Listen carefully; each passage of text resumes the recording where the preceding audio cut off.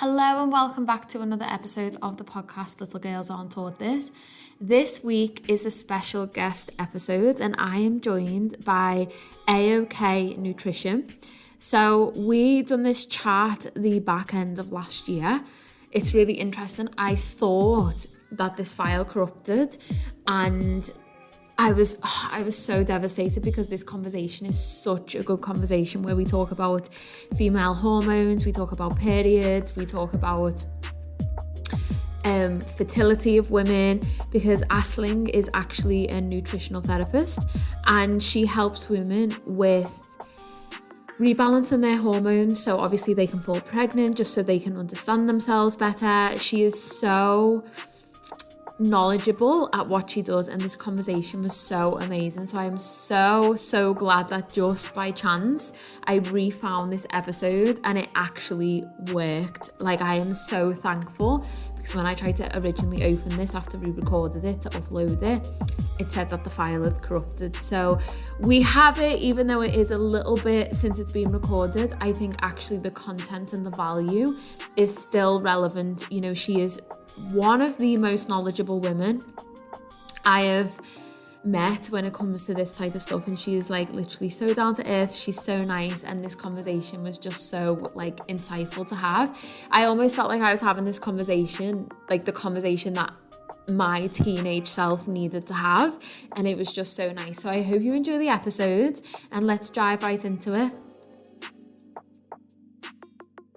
Hello, so welcome to the podcast, Aisling. It's so nice to have you on.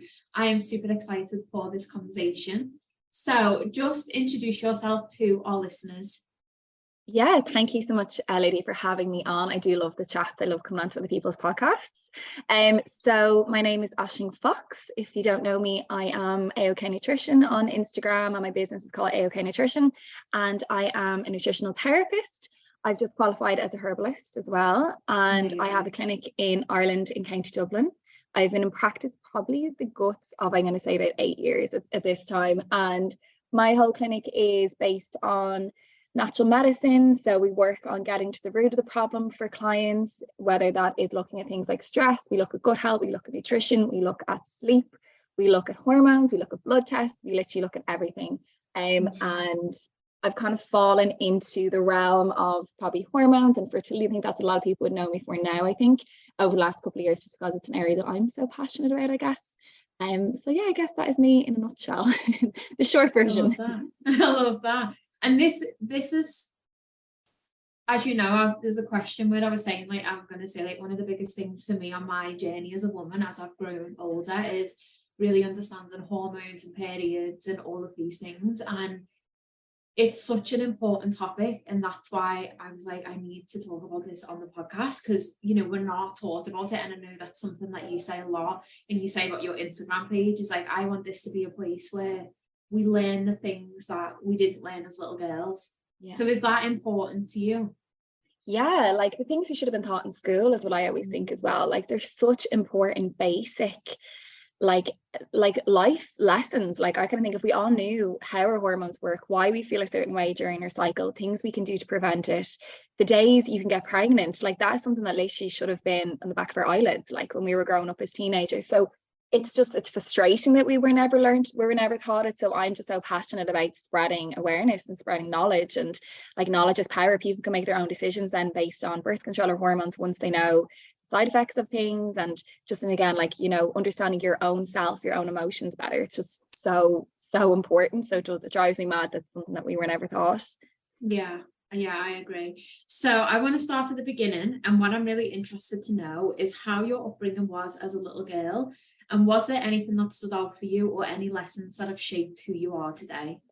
Yeah, I guess my upbringing is so interesting because it's completely the foundation of my career and who I am now. So when I was growing up, my mum had left her full-time job as a nurse. My mum was a children's nurse and she was a midwife for about 15 years. And my eldest brother, who's like 36, actually, no, sorry, Kieran's even 40, kill me now if you hear me saying that. He's nearly 40 now. So it was nearly 40 years ago that my mum, my eldest brother, sorry, had really bad eczema when he was born. So he was covered in really, really bad eczema, which is like a really itchy kind of skin condition for his whole, up until he was 11 or 12. And she tried everything. Like my mum was a nurse, she worked in a children's hospital, her friends were doctors, like she searched Ireland high and low for something to help with skin, and it was natural medicine that actually ended up fixing it. That someone, my mum was actually, it's such a weird story, she was bawling crying in Temple Street, which is like the children's hospital in Dublin, on the way home from work one day, and a woman in the lift was like, "Are you okay?" And she's like, "No, like my son is 12 and he's starting secondary school next week and he's covered in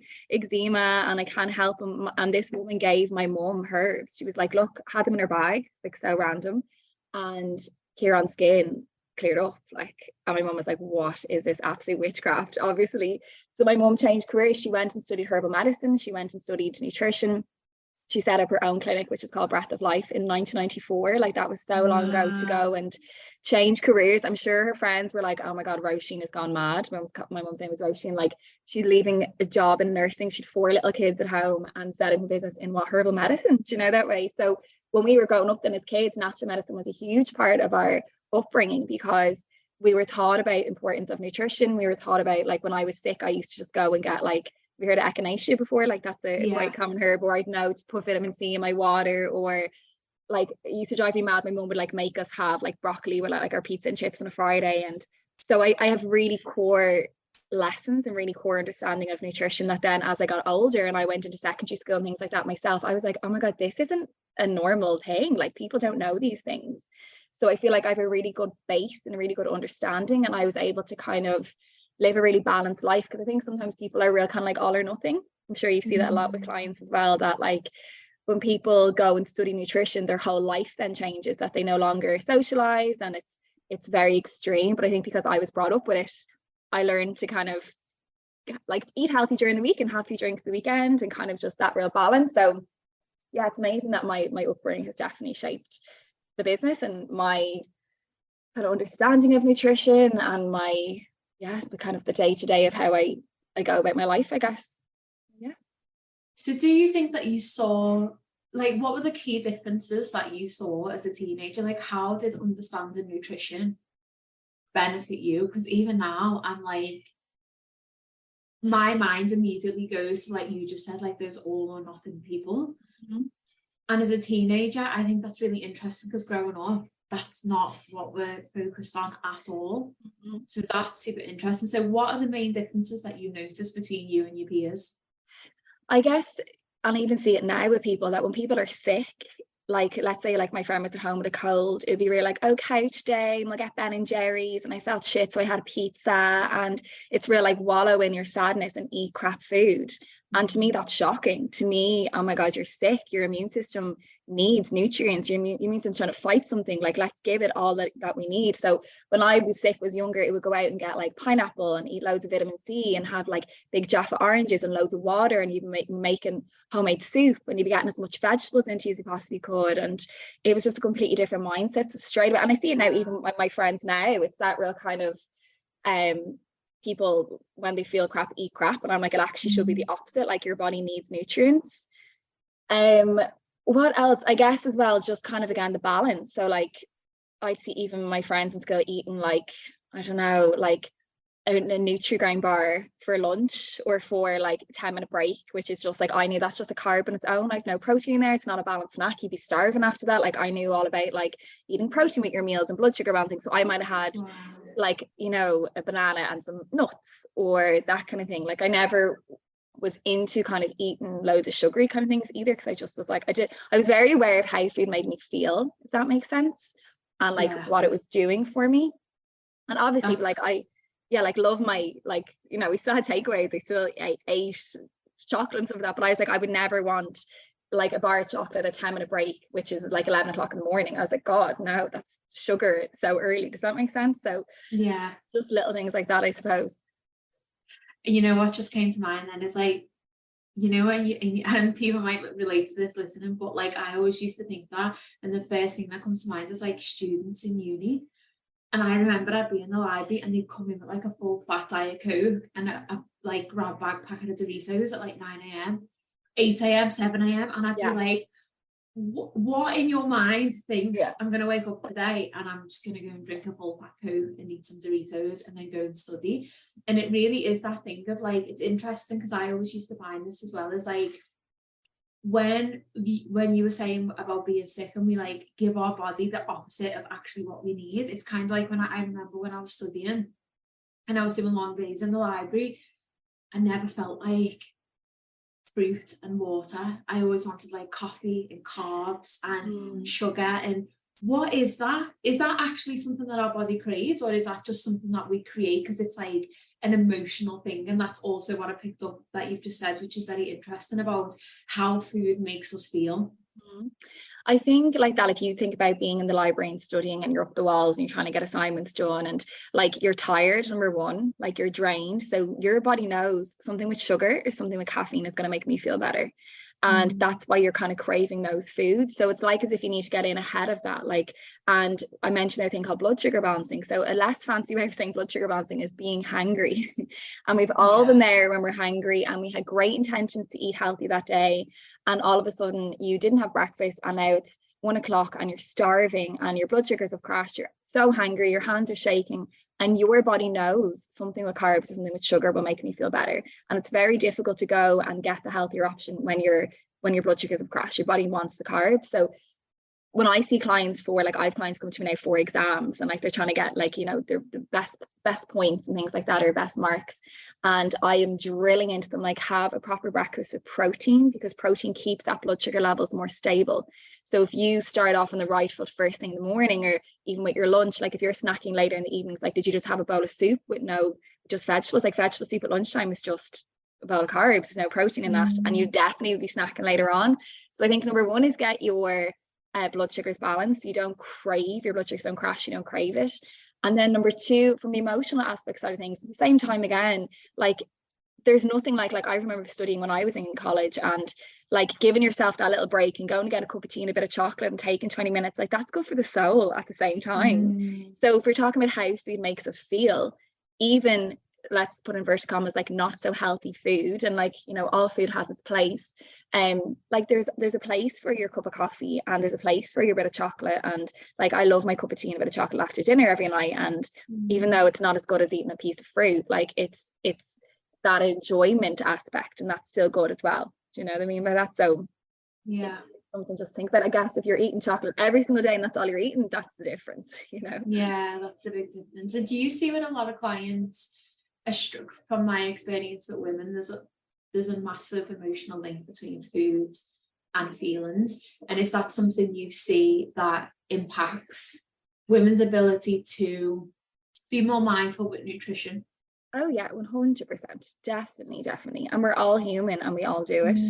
I think it's people understanding that though, and understanding their triggers. And sometimes you do just need the Ben and Jerry's and the couch and the blanket, and sometimes actually shake off the cobwebs, go for a walk instead, and you'll feel better afterwards. So I think when I try to get clients to just be really mindful of when they're making those decisions, like was it that you were actually just so hungry and you couldn't make a rational decision, or were you like, you know what, having a shit day, I just need the couch and some chocolate, and I know it's not great, but feck it, I'm going to feel better afterwards. And you know, making that decision and kind of being in control of your emotions, if that makes sense, and not that you're not doing it every single night either, is quite important. Yeah, I think it's huge. And I think often emotions are the biggest driver for the things that we reach for. And then on the other hand, it's like that then has like an internal, I don't want to say consequence, I don't know if that's the right word, but it's the word that's coming up of like we eat based on our emotions. And you know, restriction, like one of the things you've just said then that was really interesting is about having a good breakfast. And what came to mind for me was there's so many messages that say skip breakfast and don't do this and don't do that. So what is your advice on all these different diets out there, all these different diets that are telling you skip breakfast, don't eat carbs, don't do this? How do you navigate that with your clients and yourself? First of all, like if there was one way to eat, there'd be one book. There is millions of nutrition books. There's also billions of people in the world. Yeah. So the most important thing is finding out what works for you. We're all very, very different.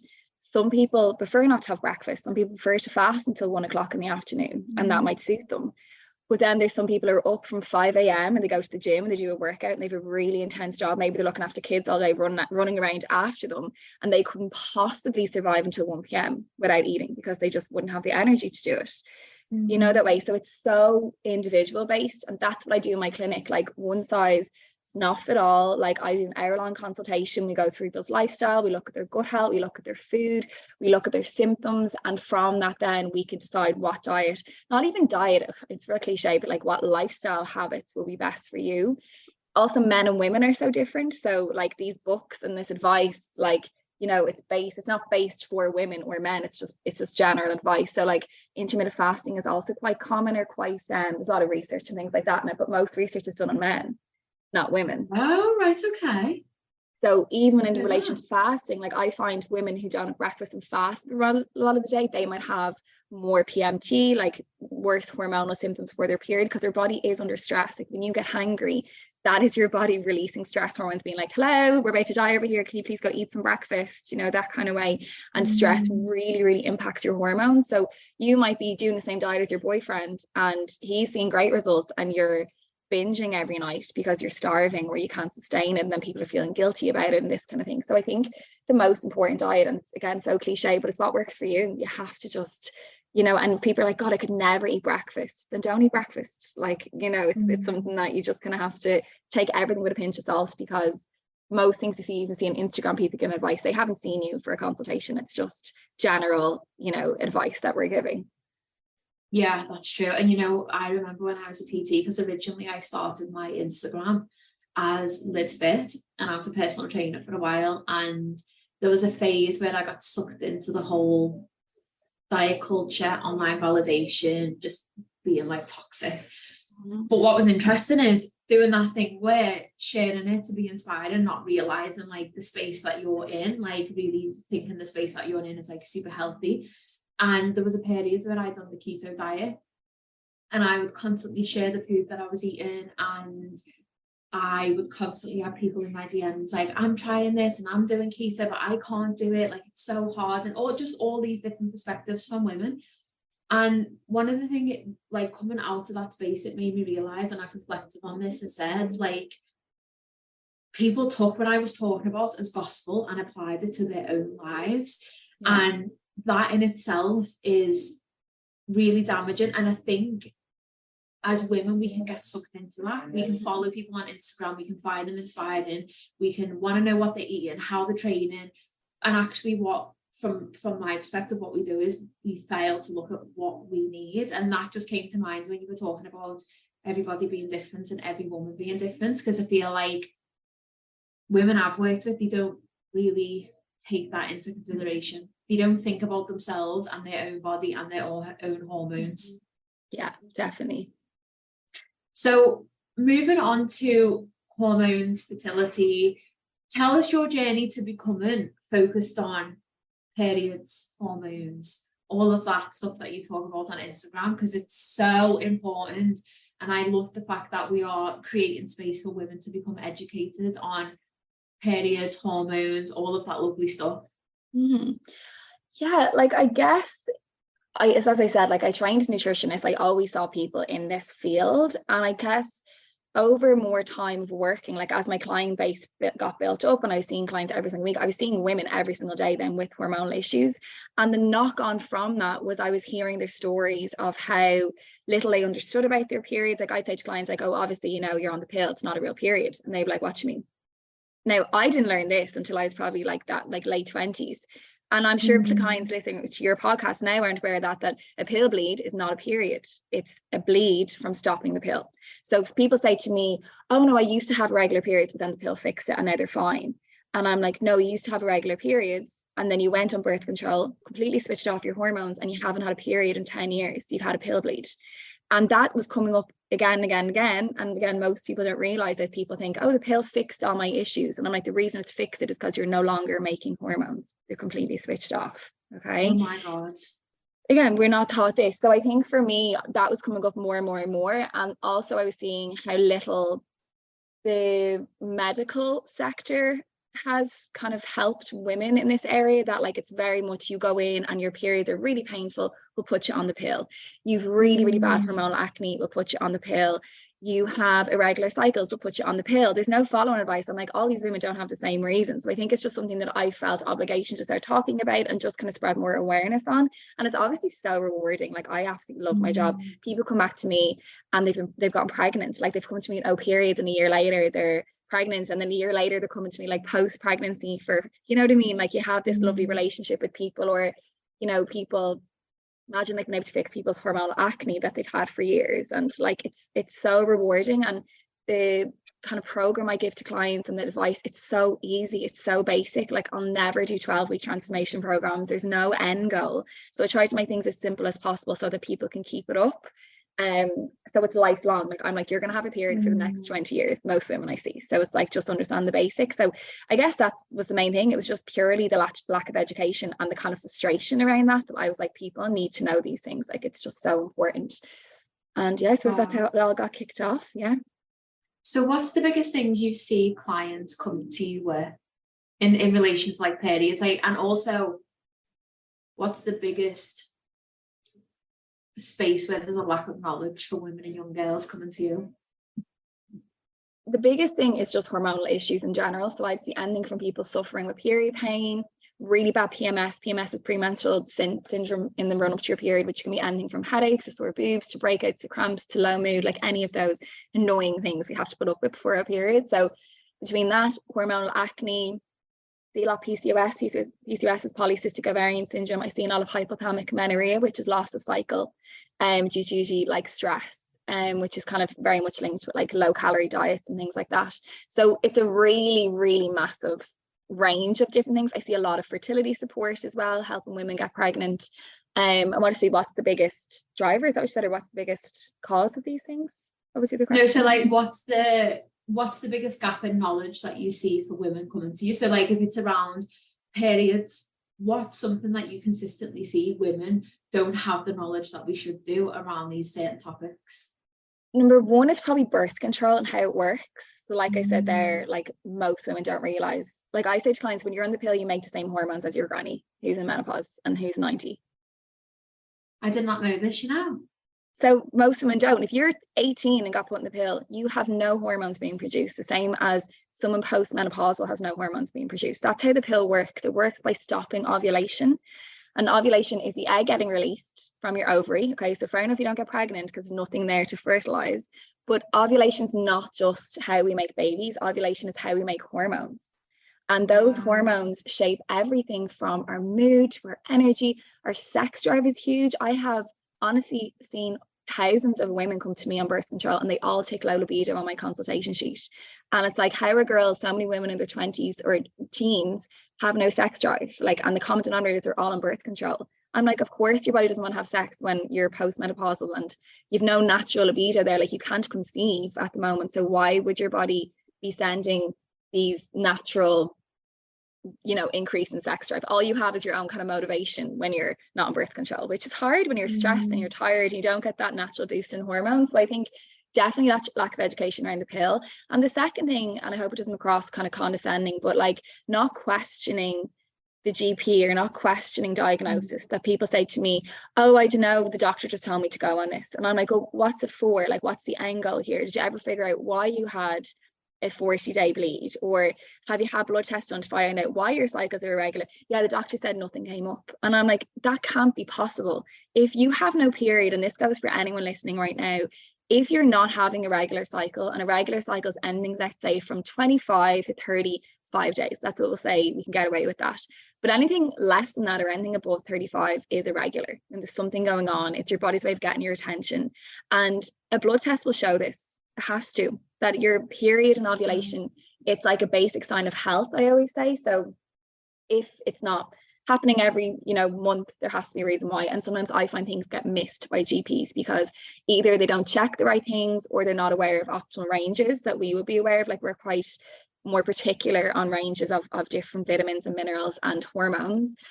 So that's something that drives me mad as well. They go, no, the doctor said everything's fine. And I'm like, question your doctor. I know that they're so well educated, and I have so much respect for it. Like, my mum was a nurse for 20 years. So we're so respectful of like medicine, and I'm not against birth control at all. I think it's amazing that we have that opportunity to take it and not get pregnant. but it's just the frustration behind it. People just don't question things. And I'm like, this is your body. Like, you have to, or understand again how the pill works. You're given this and it's not told, by the way, this will stop your hormones. It may affect your sex drive. It actually increases vaginal dryness. When you come off it, your symptoms probably still will be here. Like, there's no follow-on advice. There's nothing else told. Like, this will just fix everything. So that's my frustration behind it. Yeah. And all of those things that you've just said are like, I've experienced them in my own life. So I got put on the pill when I was, I'm going to say around 12. 12? Oh my God. Because I started my period in year 6 and it was really heavy. And it was kind of like, I think I'm pretty certain I was probably like one of the only kids who it's like, well, it's embarrassing and stuff, isn't it? Because we're not taught about our periods. And yet I was put on it at about 12, 13 maybe, because I come off it on the 10-year mark. And I remember going into the doctor saying, I've been on this for 10 years now, and I'm sure you meant to like check, you meant to do a check or something, like I can't stay on it. And they were like, no, like, I think it'll be okay for you to stay on it longer than 10 years. And I was like, by that point, I'd started getting more awareness on the pill and stuff. And I was like, surely that can't be healthy for my body. So like you were saying then, throughout my whole teenage years, all of these emotions were just suppressed. And I didn't know that it's not a proper bleed. So I would only ever have a bleed when I broke the pill for 7 days, then I'd bleed and then I'd go straight back on it. And another big thing as well was like manipulation of periods.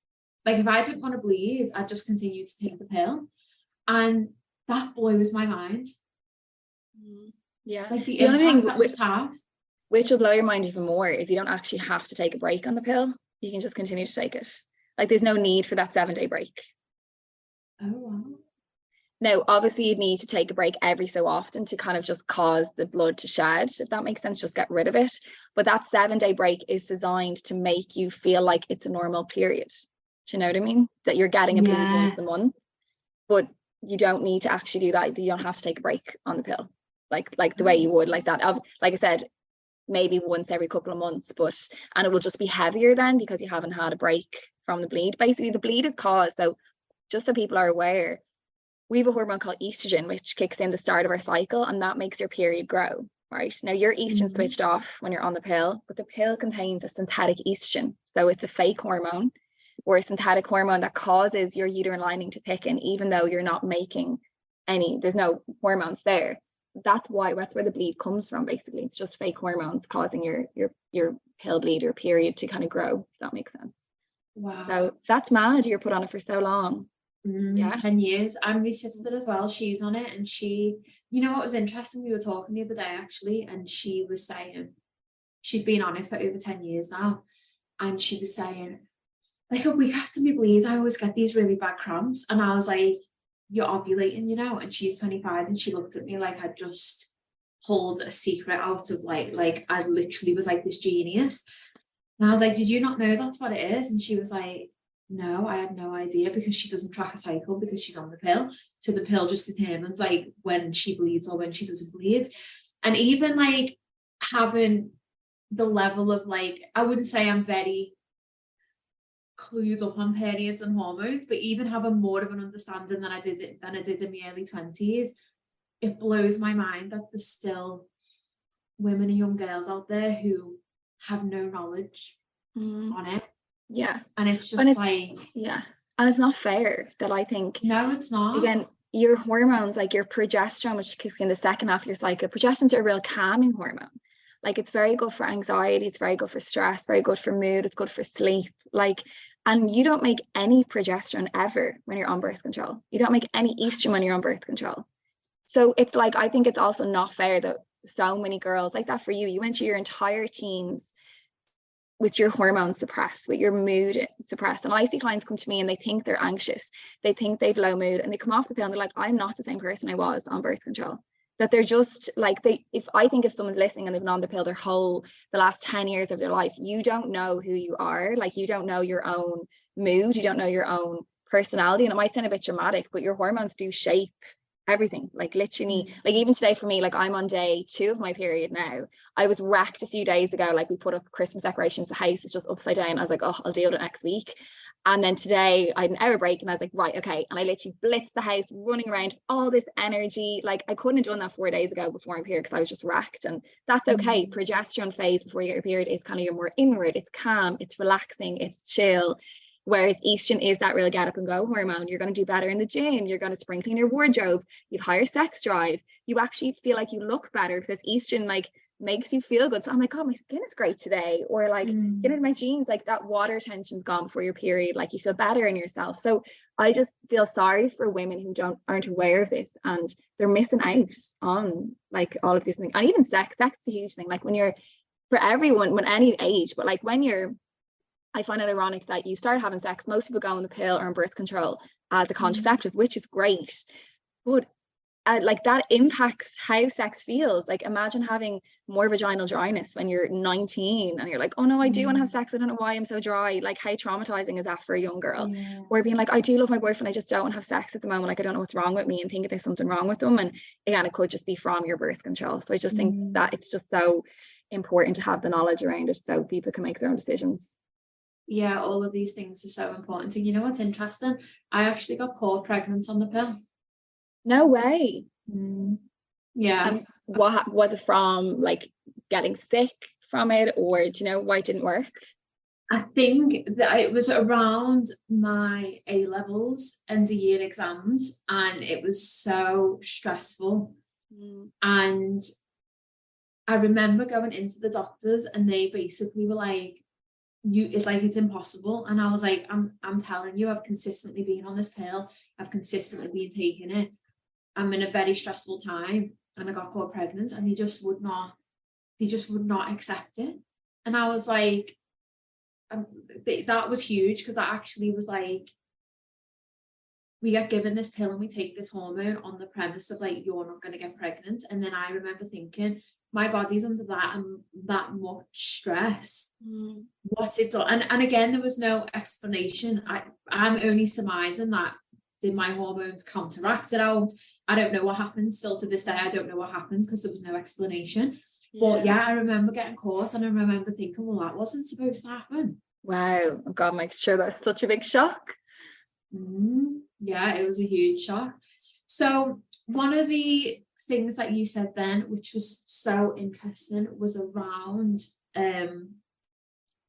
mood and cycles and all of these different things.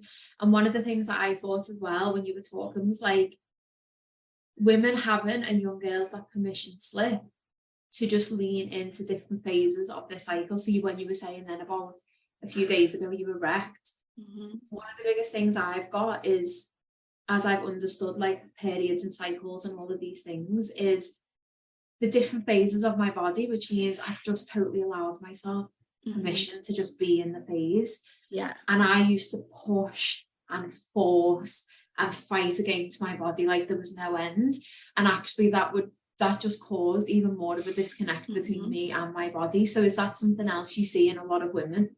Oh yeah, 100%. Like one thing, even before you get your period, so the second 2 weeks of your cycle after you've ovulated, our body actually uses fats kind of more efficiently than carbs for energy. Like your blood sugars are kind of more imbalanced in the second half of your cycle, and the way basically your insulin is acting differently in the body. So you actually be better off kind of eating more fats in the second half of your cycle to fill you up more. Like most people are starving before their period. This is why that, like, if you're having a bowl of porridge every day, like your oats in the morning, chances are that it'll not keep you full before you get your period. You might be fine eating that before you ovulate because you're kind of better balancing carbs.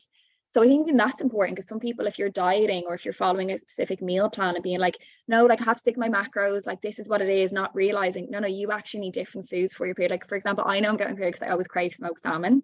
I'm like, oh, I eat like salmon and eggs being my breakfast the week before. And then when I get my period, I'm back on my oats. Like I kind of want some more carby and things like that, where I always crave, or I'd love like nut butters and stuff. I always crave fats, but it keeps me full. Or even in the gym, that you'll find that your strength is better around ovulation. So imagine you did like a deadly workout around your ovulation, And then 10 days later, before you get your period, you're not strong. And then you're really hard on yourself. And you're like, oh my God, I was so good last week. What the hell's going on? And, you know, but you can understand now when you're in the gym, I'm not going to push myself I'll do my best. If my strength's not there, sure, it'll be grand again next week. So I think that's, again, it's all about empowering. It's just the knowledge and understanding your body, and like maybe going to bed earlier before you get your period because your energy might be a little bit lower, and understanding, like, be like, why am I so tired? Instead of like wondering what's going on with me at the moment, it's like, oh, I'm due my period in 3 days, so like grand, I'll just have an early night, I'll get into and read my book instead of going out for a walk or something like that, you know. Yeah, huge permission slips. And just with us saying birth control as well, like, just there's different types of pills, and I'm on the copper coil now, which is the non-hormonal one. So like, what's your opinion on those as well? Because again, when I went, and this is really interesting, when I went to doctors and I was like, I do not want the hormonal coil. No, I don't know if the one I have has hormones in. She was really, really pushing me to get the hormonal one. And I was like, I don't want it. Are you sure? Are you sure you don't want it? You should probably have the hormonal one. And I was like, I don't want it. Like, just let me make that decision for myself. So what are the different types of birth control? And in your professional opinion, I know you're going to say, I know every woman's different, but what is the one that's the most kind to our bodies?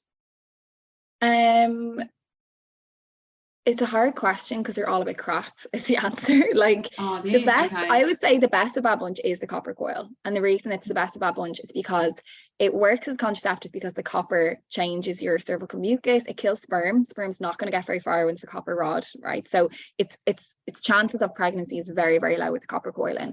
But there's a copper rod in your cervix. Like, that's not ideal either. It can increase risk of things like thrush and BV. There's reports of copper toxicity. I've never seen copper toxicity with clients before, but I mean, that's a possibility. And a huge caveat of the copper coil is copper and zinc, which is a really important mineral, not only for kind of skin, hair, nails, but our immune system. Your white blood cells, which fight infection, are made of zinc, right? It's so important. Your egg health is also really important with your zinc there as well. So any of my clients who are on the copper coil, I'm like, non-negotiable, you have to take zinc if you're on the copper coil to make sure that balance. I don't know if you knew that. Really, really important to take zinc. So important. Again, it's not told to us. Like, why is that not told to us? So zinc and copper, zinc really important on the copper coil. But then another kind of the triangle here is if you're someone who's vegan and vegetarian and have very, very low iron in your diet, zinc and iron then compete for absorption. So it's just important that you don't overdo it with the zinc. If you knock off your iron, like, it's a very delicate kind of love triangle, let's say, that we want to make sure we get right. So I think copper coil is best of Bad Bunch because you still ovulate, you still make your own hormones, which is the absolute key. Like, you're still going to have that boost in mood and sex drive, and you calmer in the second half of your cycle. And if you miss a period, or if your cycles become very light, or if something's happening in the body, your body will tell you it's not switched off. In relation to other birth controls, so we obviously have the combined pill, and that's when you take the week break on. Then we have one called progesterone only. Now, progestin, it's actually called progestin. That's very, very different to our hormone called progesterone, which I've mentioned. And that's something that's always getting mispronounced. Like, even GPs will say, oh, I'll put you on the mini pill, the progesterone only pill. The mini one, yeah. Our progesterone is a stunning hormone. Again, mood, anxiety, helps PMS. It's the most amazing hormone. Progestin, though, is different. It doesn't act like that. It's not calming. If anything, it can actually make mood a little bit worse. It can make your skin oily. It can cause hair loss. Like, there's a lot of side effects to go with that. A lot of water retention is common. So progestin is found in the mini pill. It's found in the implant, which is the bar in your arm. It's found in the Mirena coil, and it's found in the Kalina coil. So it's in all those kind of types of birth controls. What else is there? The ring is the same as the combined pill. So that's like the same hormones, your estrogen and your progesterone. I actually have a podcast myself on birth control, actually. So if someone kind of wants to know more, like, in depth, like, I literally go through every single type of birth control and talk about the pros and cons. So my podcast is called Spilling the Tea with AOK Nutrition. If someone wants to listen a bit more about the different types and kind of what might suit them, but they're the kind of the main hormones. And then we have another one called natural cycles. Have you ever heard of natural cycles before? No. Or like tracking your cycle, basically. So people, there's loads of different ways, but the one I kind of say to clients is there's a a product called Natural Cycles. It's a basal thermometer, and what you do is you take your body temperature every single morning, you log it in an app on your phone, and our body knows when we're ovulating based on our body temperature. Your temperature changes around ovulation, so it can learn your cycle based on body temperature, and you can download the app and decide whether you want to plan a pregnancy or prevent a pregnancy. And people are always freaked. They're like, oh my God, that's mad. Like, you know, couldn't imagine that, like having sex, unprotected sex anytime during my cycle. But you can only get pregnant for 6 days of the whole month. 6 days. Wow. Like, it's really hard to get pregnant. So if you know you've definitely ovulated, and basically those 6 days are the days you've ovulated, maybe give yourself the kind of day after, just in case you ovulate a little bit late, and then the 5 days before ovulation, because sperm can live for 5 days. The egg only lives for 24 hours, okay, at ovulation. So your egg lives for 24 hours, but sperm lives for 5 days. So let's say, for argument's sake, you ovulate in day 15 of your cycle. If you have had unprotected sex on day 10, technically that sperm is still floating around, like waiting to pounce, you know, that way. So that's why you have to be careful. Whereas once you know I've definitely ovulated, your day 17 of your cycle, you could have unprotected sex for the rest of your cycle and not get pregnant, because you've already ovulated. You can only ovulate once in a cycle. There's nothing there to fertilize. And that's something I am baffled why we don't learn that in school. Like, I remember being, you know, having sex on day 20, like at my period tomorrow, I'm being up the walls for 12 hours, dying to get my period, like not understanding that it's impossible to get pregnant once you've ovulated. Oh my God. No, I didn't know that. Did not know that. Yeah, there you go. Crazy. So it's like, yeah. It's so hard to get pregnant. Wow. I do use a tracking app on my iPhone, and it's I must say it's very good. And it's bang on. So you kind of just put in when you bleed, and it tracks, it predicts like your ovulation phase. Yeah, and they're good to know when you're getting like your period. I wouldn't use those apps for tracking ovulation like as a contraceptive, because that can change. Okay. No, like it's fair enough being like, oh, I think I'm getting a period tomorrow and that kind of thing, or, you know, you can mark down, I think I've ovulated today, but you might skip ovulation because you're stressed that day, or something might happen and it might be thrown off. Whereas natural cycles will only indicate ovulation if your temperature has changed. So it's based on science. Like, it's not just, it's not based on what your last 4 cycles have been, which is what your app is. It's just, yours is an algorithm based on your other periods. Yeah. But like I said, your, like, for example, I didn't get my period in September. I was so unbelievably stressed. I was up the walls and I didn't ovulate that month. So my next cycle then was a little bit it changed then, if that makes sense. And if I had been going by my app, it would have been wrong. Do you know, that kind of makes it's just important to like not use the period tracker apps as a contraceptive. Like, maybe go by something else instead. Oh, sorry, I'm going to George. Well, can I run down? Can you edit? The doorbell just rang. Sorry, give me one sec. Hello. Oh, great, I'll be down now. Thanks so much.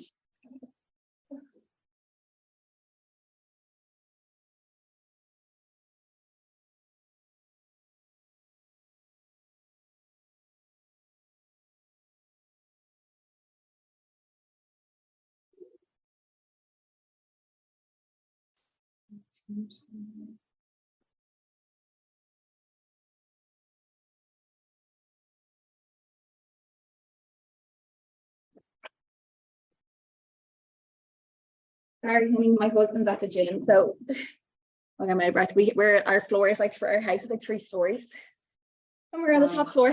Literally ran down 3 flights of stairs there. Sorry about that.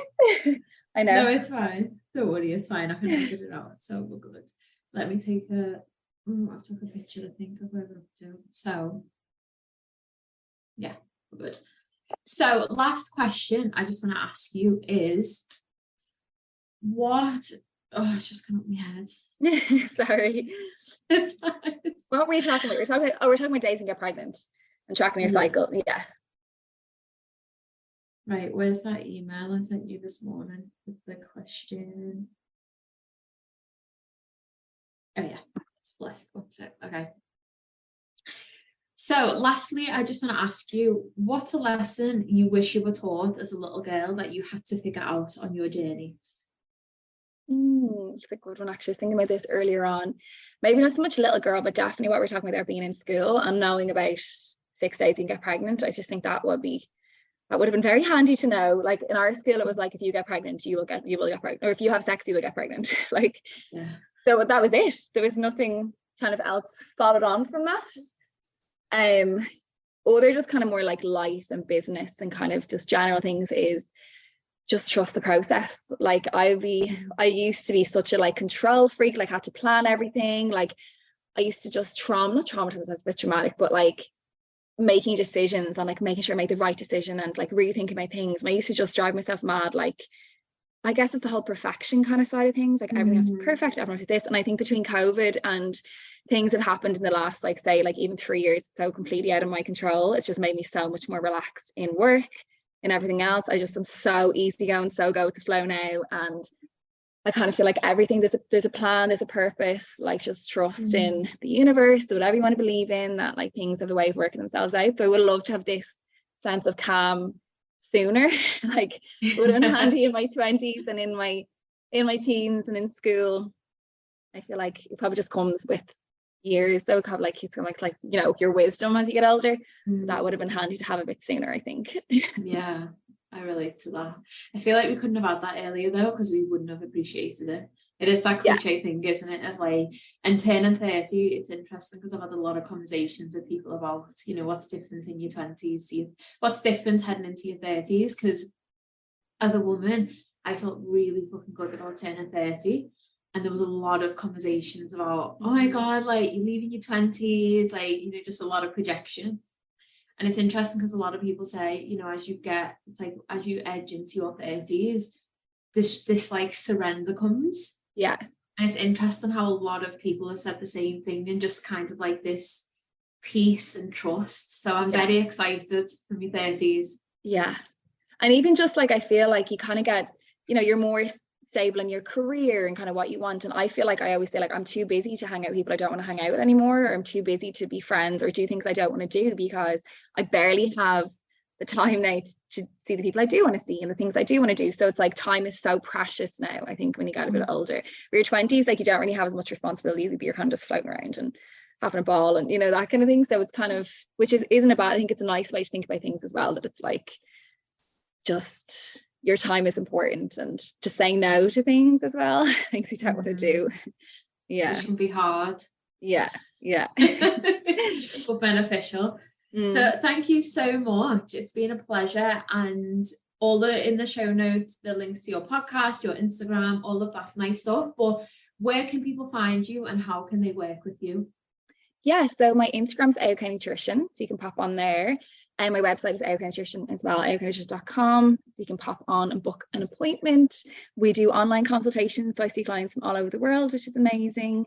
I usually have about a 3-month waiting list for clients. So if someone's thinking of booking in, maybe book in now ahead of time instead of waiting until you want to book, if that makes sense. So yeah, have a little look. I've loads of highlights on my Instagram as well. And like that, I have a podcast literally all on hormones. It's called Spilling the Tea with AOK Nutrition. So loads of different episodes. I try to do like different topics on different things. We have one on heavy periods, we have one on birth control, how your cycle works, like just the basics kind of. So if you want to learn more, definitely go over and have a little listen to all those episodes.